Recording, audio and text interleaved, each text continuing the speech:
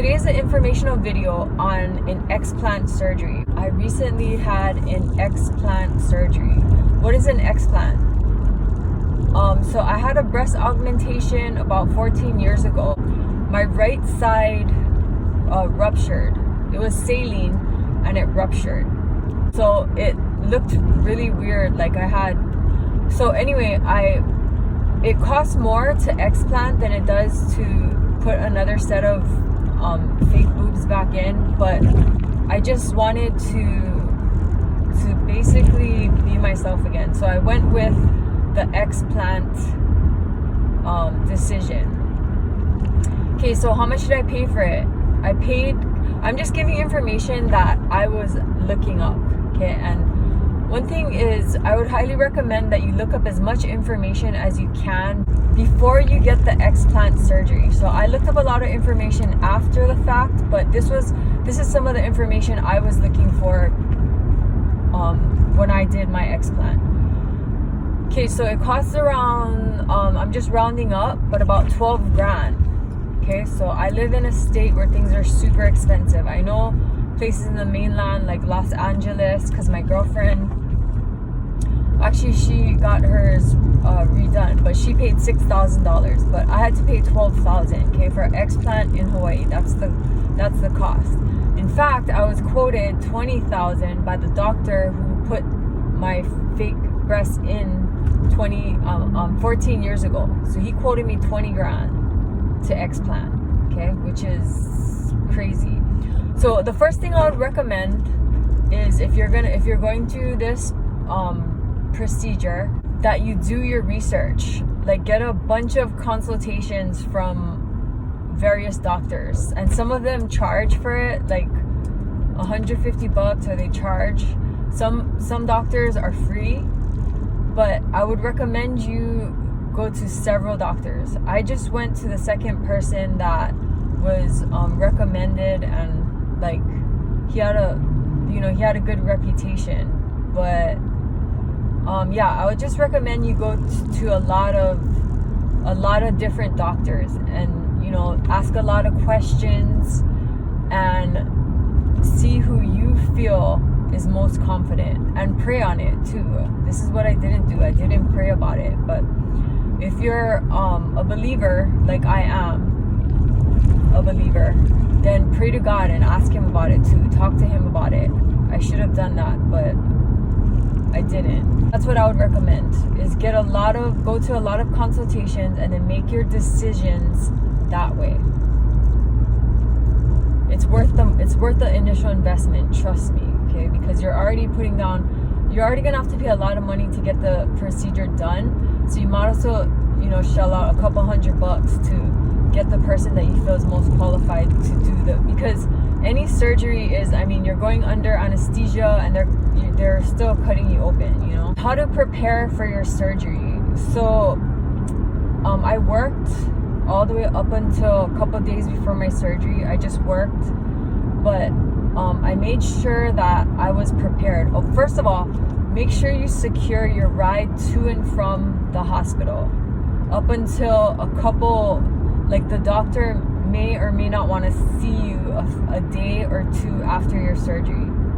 Okay, so prepare a ride. So make sure you have a friend or a relative that can drive you to the hospital and that can bring you home. So I had to stay overnight, which is recommended, and I'm actually glad I did, because they had things that they could give me for the pain, and in case anything happens when you're coming off of the anesthesia. But in case they don't have that option, make sure that you have someone who can take you to and from the hospital, as well as check up on you, for a couple days, at least I would say 3 days. You need someone. A lot of people stay with their parents or stay with a friend. Be prepared not to be able to drive for 7 days. So I prepared for this by making sure, I have the 2 bunnies, right? And their situation needs to be cleaned every day. So I made sure that I had all of their supplies, their food and the things that I need to clean their litter boxes, vinegar, baking soda. Made sure I stocked up on their hay, their treats, their nighttime treats. I made sure they were good. And then I also made sure I was good for at least like 5 days, because I knew I wouldn't be able to drive or leave the house for 5 days, right? And I live where there aren't a lot of resources around, like close, so I had to make sure I was prepared for that. So I got, you know, like bottled water, and then like I just kept it simple, and I got like frozen vegetables that I just put a lot of spices on, because remember, you're not going to be able to move your arms for at least like 3 or 4 days. Something I didn't get that I thought about was like those instant like I know they have some like organic instant protein drinks, which are really good because protein is needed to heal. So protein, vitamin C, zinc, like pumpkin seeds had zinc, and then I bought chewable vitamin C tablets. Okay, a multivitamin would probably be really good to throw in that, but I didn't have that, but that'd be a good idea. Okay, so be prepared for at least 7 days. I would say at least 5 days to 7 days of like food and water. Okay, so basically I just made like easy smoothies, or like I said, the frozen vegetables. That's what I did for the days, because you're not going to be able to move your arms. And all doctors are different from all of the videos I've been watching on this topic. But he told me not to bathe for a couple of days, like quite a few days, like at least 3 days after the surgery. So all I did was like get a washcloth and the Dr. Bronner's peppermint soap. I put a drop of that and mixed it with some bottled water in a bowl, and then I put a damp washcloth. I dampened the washcloth with it, and then I just like towel bathed, so wiped my body off. So my doctor did the surgery through the armpit. That's how he took out the saline implants. Okay, so he went through my armpit, which after watching a lot of videos is kind of I didn't see any other videos of other doctors doing it that way. But he went through my armpit. Wasn't able to really move my arms for like 5 days, so be prepared for that. I literally just the first 3 days I only expended energy to clean the bunny's litter box. Like stand up, take their litter, pick up their poops, but I moved really slowly and like clean their litter box, because that has to be done like daily. They're just to keep them. But that's all I would expend energy for. Wash myself off with a wet washcloth, and then basically I just healed, like rested and healed. And then you'll see each person's different. Their healing times are different. I see other people's videos, like the day they came home, they felt fine and they were just doing normal things. But I wasn't like that. I was like pretty out of it. And like you're on antibiotics. I was on antibiotics for 5 days. I had to take them 4 times a day, and that really makes you feel like, I don't know, I felt super not myself from the antibiotics too. But they were vital because like I had staph infection before, so I was kind of paranoid about that. But the antibiotics pretty much covered that situation. So I didn't, a couple days after surgery, I'll take 2 or 3 days, I went back to the doctor's office because he insisted, and he said that I was healing okay. So I was like a bit relieved from that information. Got bored of the frozen vegetables.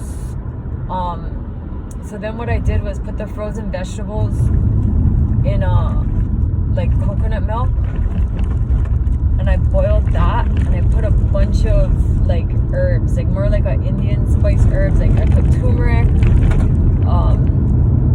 coriander, paprika, cumin, just like a bunch of herbs that are anti-inflammatory. And I put herbs de Provence, I think it's called. It's like that French herb mixture, but it has a bunch of things in there like lavender, oregano, basil. And I just put as many herbs as I could in that, and then because I was bored of eating the frozen vegetable, I threw it in a blender and just made like a soup, like a kind of coconut vegetable herb soup. And that was really healing too. So you can do that if you need some ideas for food. But again, be prepared with food and water for about, I would say 5 days, at least 5 days. I could drive on the 7th. So then when you can drive, you can drive to get your resources and things like that. Toilet paper, I stacked up on toilet paper, like the necessities, like toilet paper. I made sure I had enough for a week or 2 weeks. And then paper towels, just the things that you need, and yeah, so that's what I did to prepare for the Explant. Okay, the day of, let's talk about the surgery. So the day of surgery, was I nervous? Like, yes, I was extremely nervous. I was more like bummed that I'd have to, like, I couldn't be, I mentally prepared myself because I was thinking, like, all the things that I was doing up until like the week before the surgery, I was like, dang, I'm not gonna be able to move my arms. I won't be able to do this. I mean, it kind of brings a new appreciation for like minor things, like it brings a new appreciation for minor things, like just using your arms to do anything, like lift things when you go to the grocery store, or just like cleaning the bunny's litter boxes. You're super thankful that you have the use of your arms, because I was like, okay, I'm not gonna be able to do this, I'm not gonna be able to do that. So I kind of strategized ahead of time. I prepared things to make sure that if I have limited use of my arms, that I'd be able to easily do the things that I need to do. Okay, so have that in mind. Like, mentally prepare yourself that depending on how your surgery's done, if it's through the armpit, your arms will, you won't be able to move your arms for at least 2-3 days, for sure. 2 or 3 days. It's like, at least for me, that's what it was. Okay, so the day of surgery, I had to actually wait a long time in the doctor's office because I was the second person to have surgery. So I was in the waiting area for a few hours, I would say. And that could give anyone like anxiety or worry or fear, right? But I just chose to press into God. I just pressed in. I played Christian music. I mean, it's up to you what your beliefs are. I would highly recommend that you believe in God, because God doesn't give us a spirit of fear, but of power, of love, and a sound mind. And I'm honest with you in saying that He did not give me a spirit of fear. Like, even though it was something to fear, because of what I was listening to, I was just like listening to music with my earphones in. Because remember, I was waiting for like a couple hours to have the surgery, and I was just listening to Christian music, like my favorite songs, and just praising, and I was praying. So He made me not fearful or have anxiety about it, which was kind of not a normal reaction to a surgery like that, especially having to wait for a long time. But so just God is good, and He'll be with you. Remember Shadrach, Meshach, and Abednego, that He didn't prevent them from going into the fire when King Nebuchadnezzar threw them in the fire because they wouldn't worship his golden statue. He didn't prevent them from going in the fire, but while they were in the fire, the king seen that there was a fourth person in the fire with them, and he said he looks like the Son of God. And it was Jesus in the fire with them. He couldn't prevent the surgery. I mean, obviously it had to be done. They had to get the deflated plastic bag out of me, right?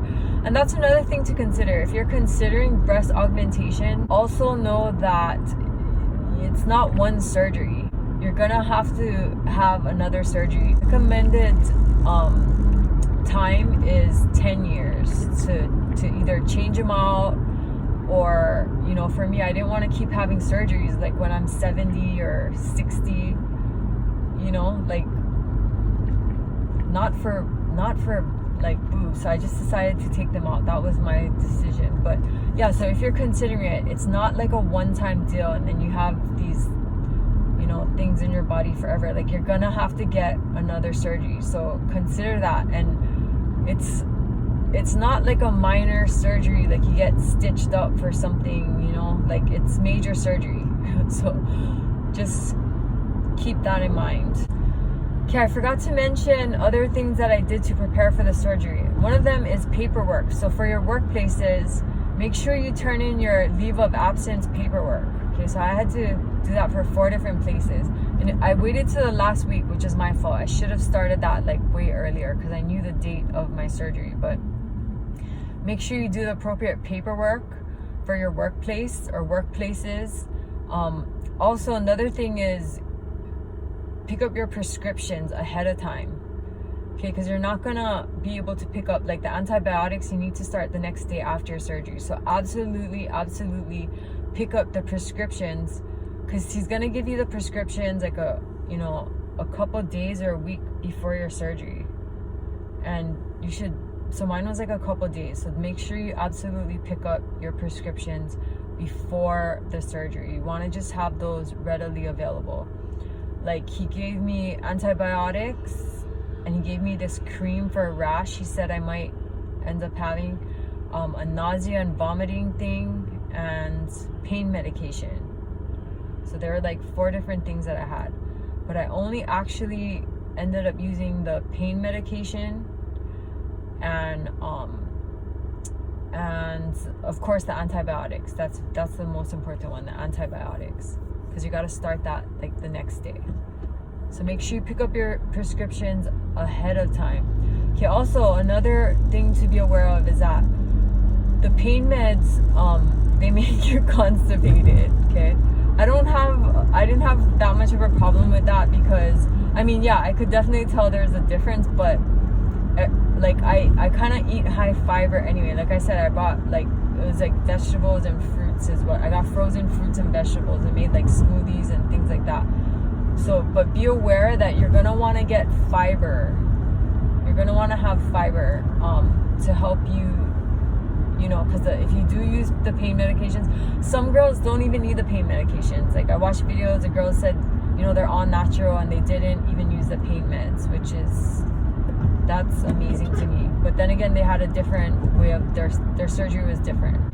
I definitely needed the pain meds for the first couple days, and just think high fiber too. So like pineapple is good for that, kiwi is good, leafy greens, any fruits and vegetables are high fiber, things that will like hydrate your body. That's where fruits, there's a lot of water in them. Vegetables are a lot of water.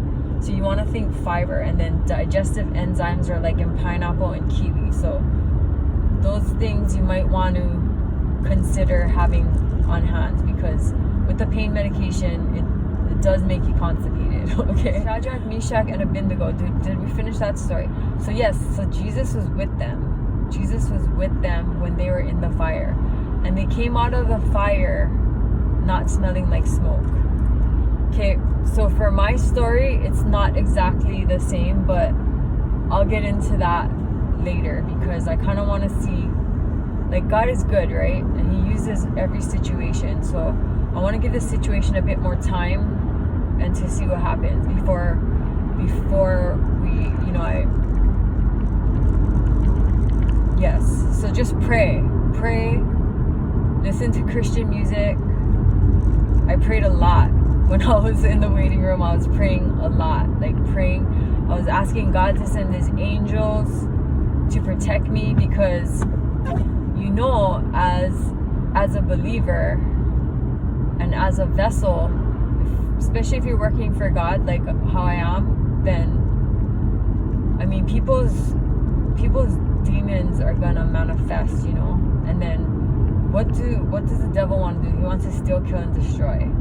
So I'm very aware that people's demons want to, destroy me, basically. I'm very much aware of it now, going through it like for the past 7 or 8 years. Actually, a lot of us, it's been all of our life, if you think about it. But yeah, but at the same time, that's why we gotta press in even more. Believers, you gotta press in, you gotta pray, you gotta worship, you have to sing the songs, put God first place. Keep your eyes on God, keep your mind on God, keep your heart on God. And that will prevent you from having anxiety or fear. And it absolutely did that for me, and I was thankful. But did I come out smelling like no smoke? I wouldn't say that, but we'll talk about that later. Okay, so hopefully this video is helpful to you. This was some of the information I was trying to look up while going through this. And yeah, there'll be a part 2, possibly a part 3. Okay, so God, Jesus, the Holy Spirit love you. The bunnies and I love you too. See you in the next video.